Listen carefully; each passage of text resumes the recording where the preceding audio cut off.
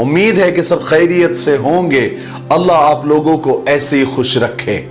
आज मैं आप लोगों को एक औरत का किस्सा सुनाता हूं जिससे आपका ईमान और यकीन मजीद पक्का और पुख्ता हो जाएगा। एक औरत कहती है कि मेरा खाविंद, मेरा शौहर किसी वजह से लंबी मुद्दत के लिए कहीं गायब हो गया। उस वक्त मैं एक कम उम्र बेटी यानी बच्ची की मां भी थी, जबकि मेरा बूढ़ा बाप भी हमारे साथ ही रहता था। हमारी गरीबी और मुफलिसी अपनी इंतहा को थी। अक्सर औकात तो हमारे घर में कुछ खाने के लिए भी नहीं होता था। अगर दोपहर में कुछ खा भी लेते थे तो रात को भूखा ही सोना पड़ता था।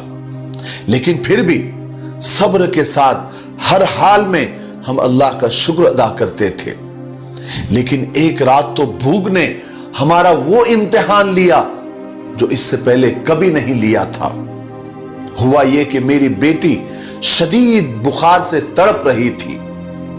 बच्ची के बुखार और भूख से बनी हालत से मैं अपनी और बूढ़े बाप की भूख भूल सी गई। ऐसी बेकसी, ऐसी लाचारी तो मैंने कभी भी नहीं देखी थी।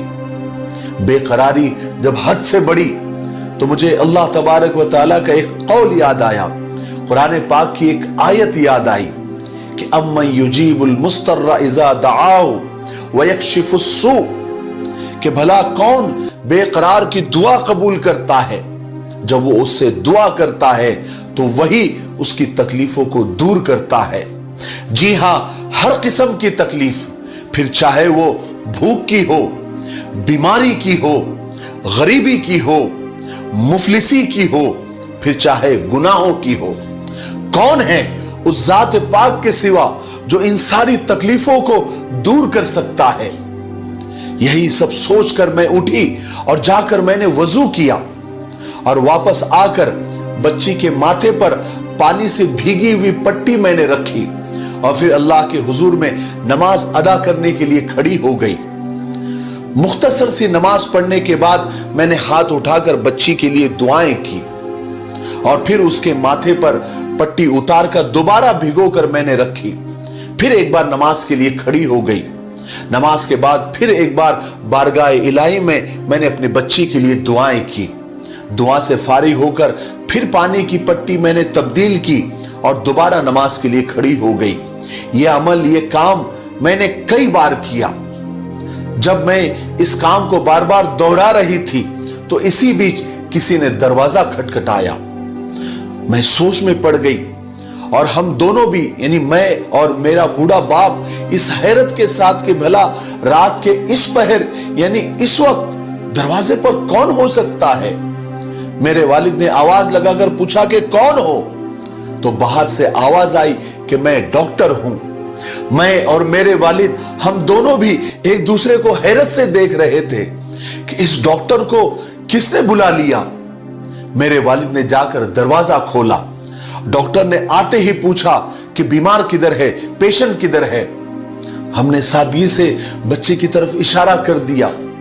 डॉक्टर बच्ची के पास गया, बच्ची को चेक किया, उसको दवाई दी, इंजेक्शन दिया और बोला कि लाइए मेरी फीस दीजिए, मैं चलता हूं। मैंने आहिस्ता से जवाब दिया कि डॉक्टर साहब, हमारे पास तो आपको देने के लिए फीस नहीं है, बल्कि हमारे पास तो कुछ भी नहीं है। मेरा यह जवाब सुनते ही डॉक्टर साहब झल्ला उठे। गुस्से से तकरीबन धाड़ते हुए वो बोलने लगे कि फीस देने के लिए तुम्हारे पास पैसे नहीं थे तो मुझे आधी रात को फोन करके क्यों बुलाया, क्यों मुझे इस तरह बेआराम किया। तुम लोगों ने यह काम अच्छा नहीं किया। डॉक्टर के मुंह से टेलीफोन का सुनकर मुझे लगा कि डॉक्टर गलती से हमारे घर आ गए हैं। मैंने हिम्मत करते हुए जवाब दिया, डॉक्टर साहब, हमने आपको टेलीफोन करके नहीं बुलाया, बल्कि हमारे पास तो टेलीफोन ही नहीं है। यह सुनकर डॉक्टर ने मुझसे पूछा, क्या यह फला शख्स का घर नहीं है।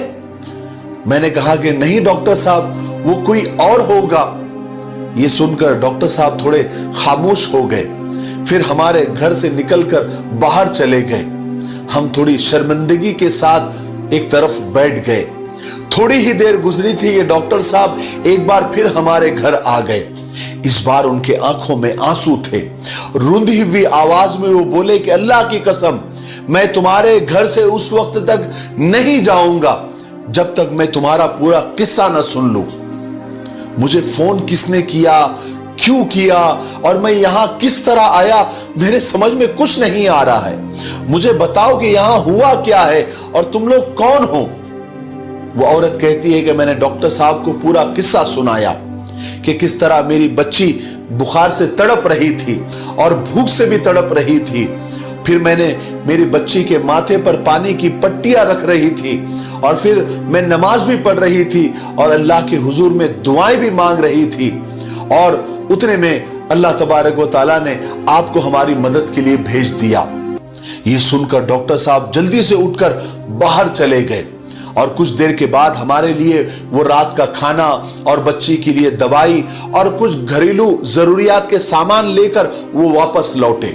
और साथ ही उन्होंने ये कहा कि ये सब रखो, और भी किसी चीज की जरूरत हो तो मुझे बिला झिझक कभी भी फोन कर देना।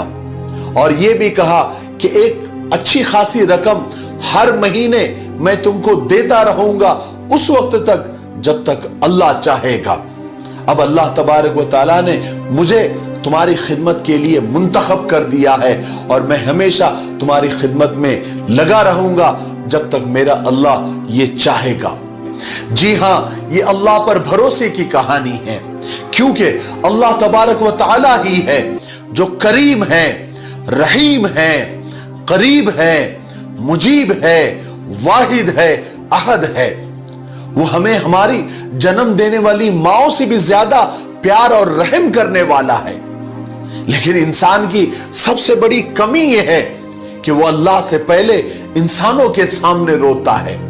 मेरे भाइयों, बहनों और दोस्तों, तुम ये सोचते हो कि आजमाइश का और तकलीफों का वक्त बहुत लंबा हो गया है, मगर दर हकीकत वो मुलाकात का वक्त बढ़ा देता है, क्योंकि इन्हीं तकलीफों में हम अल्लाह से मुलाकात करते हैं, दुआएं करते हैं।